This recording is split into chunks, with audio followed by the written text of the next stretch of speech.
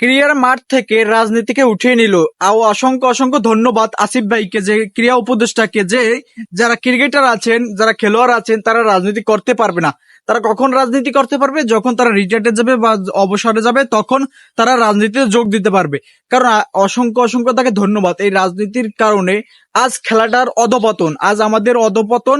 কি জন্য? আমরা ভালোবাসি ক্রিকেটকে, আমরা দেখি খেলা, তার জন্য আমাদের অধপতন। আমরা দেখি, আমাদের মন ভাঙে, আমাদের অনুভূতি ভাঙে।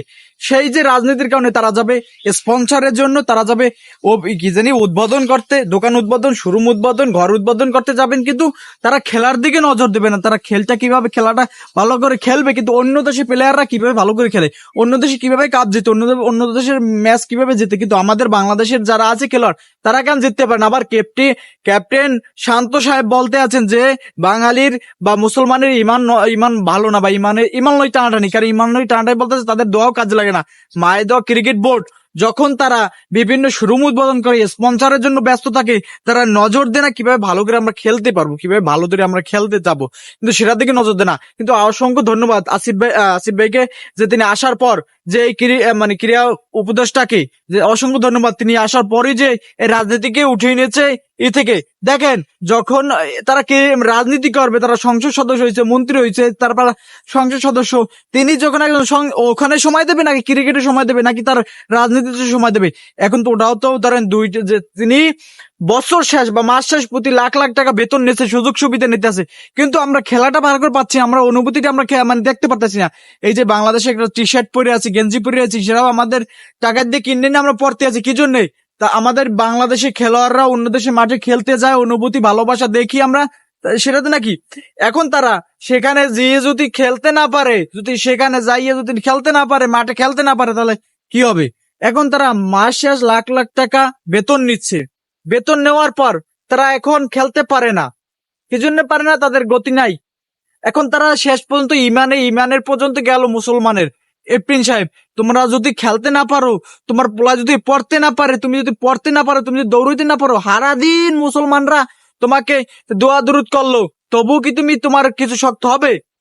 সারাদিন আমি দোয়া করতে আছি, আমি সারাদিন আল্লাহর ওলি আমি দোয়া করতে আছি, দোয়া করার পর তুমি মাঠে কিচ্ছু পারো না, খেলতে পারো না, তারপর মাঠে দৌড়াইতে পারো না। এখন তারপর কি আমি কি কিভাবে শিখাইতে পারবো? আমি কি তোমাকে ওই সুইচ দিয়ে ইঞ্জেকশন দিয়ে দেখে তোমাকে ভিতরে সবকিছু ঢুকাই দেবো? যদি নিজেরাই খেলতে না পারে, নিজেরাই যদি না পারে, যুক্তিগত পয়েন্টে পয়েন্ট ধরতে হবে, লাইন বাই লাইন ধরতে হবে নাকি? যদি আমি আমি আমি কিছু পারি না, আমি এই ভিডিওতে কোনো কথা বলতেই পারি না, কিন্তু আপনি যদি, আমি সারাদিন দোয়া করেন, ওই ছেলেটা এত কষ্ট করতে আছে, ও ছেলেটার জন্য আমি একটু দোয়া করি, দোয়া করবে ঠিক আছে, বাট আমি যদি কিছু না পারি, আমার যদি কোনো চেষ্টা না থাকে, তাহলে হইবে কেমনে?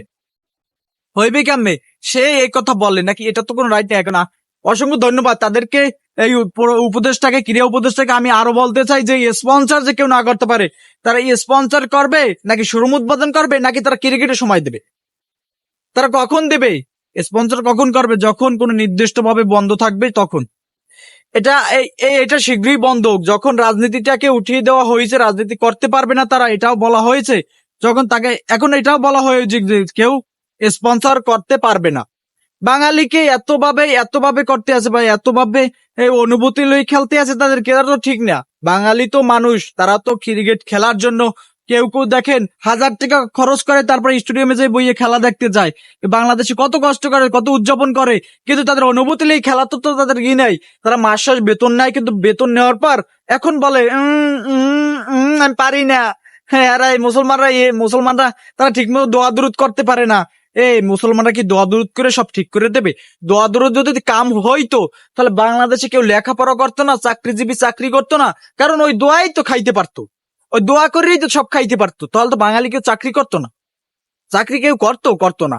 তাহলে মানুষ যখন দোয়াই কাজ হতো সবকিছু, যদি আমার চেষ্টা, যদি পরিশ্রম না করতে পারে, তাহলে তোরা কি জন্য ওখানে ক্রিকেট খেলতে গেল? তাহলে তো আমি যেতাম খেলতে, যদি দোয়া দুরুতে কাজ হতো, তাহলে আমি যেই অনেক চান্স নিতাম নাকি? আমি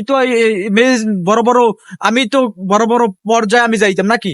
যদি আমার যদি সে সব দোয়াই কাম হয়ে যেতে, মানুষের দোয়াই কাজ হবে, বাট নিজের চেষ্টা তো করতে হবে।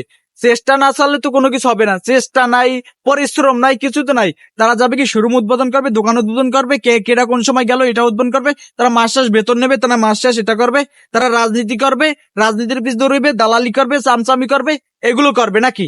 এগুলো তো বন্ধ করা হোক, পুরোপুরি রাজনীতি বন্ধ করা হোক, স্পন্সর বন্ধ করা হোক, শোরুম উদ্বোধন বন্ধ করা হোক, সুষ্ঠু আমরা একটা সুন্দর ক্রিকেট টিম চাই, ক্রিকেট চাই যে আমরা দেখে আমাদের মন ভরবে, বাঙালির মন ভরবে, আমাদের অনুভূতি যেভাবে ভাঙ্গা হয়েছে কাছের মতো, আর যে পরবর্তীতে কাছের মতো মনটা না ভাঙ্গে, কারণ আমাদের একটা অনুভূতি, ওটা একটা প্রেম, ওটা একটা ভালোবাসা ক্রিকেট।